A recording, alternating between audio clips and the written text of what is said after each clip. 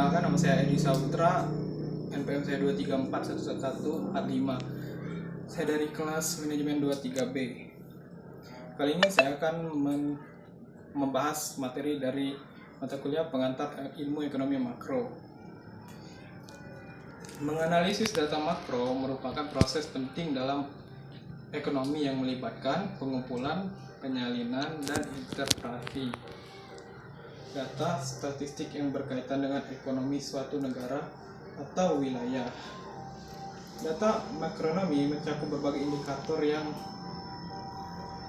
memberikan gambaran tentang kondisi ekonomi secara keseluruhan, seperti pertumbuhan ekonomi, tingkat pengangguran, inflasi, neraca perdagangan, investasi, dan lain-lain.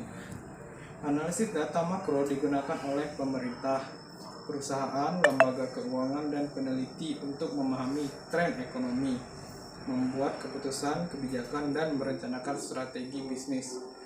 Pertama-tama, dalam menganalisis data makro, langkah pertama adalah mengumpulkan data dari berbagai sumber terpercaya seperti lembaga statistik pemerintah, bank sentral, organisasi internasional, dan lembaga riset ekonomi.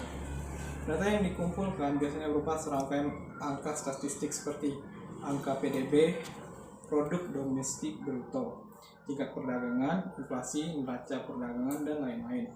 Setelah data terkumpulkan, langkah berikutnya adalah melakukan penyajian data dengan menggunakan berbagai metode visualisasi seperti grafik, diagram, dan tabel.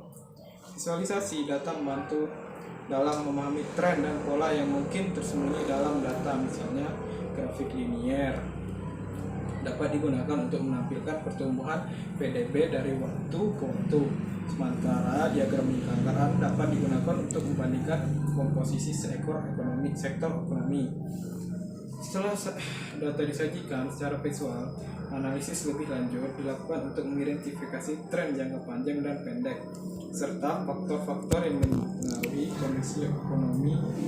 Statistik seperti registrasi untuk mengidentifikasi hubungan antara variabel ekonomi, serta analisis time series untuk memahami pola perubahan dari waktu ke waktu. Mungkin itu saja yang dapat saya sampaikan kali ini. Lebih dan kurang mohon maaf apabila taufiq wal hidayah. Assalamualaikum warahmatullahi wabarakatuh. Sempat dua lagi ngomong.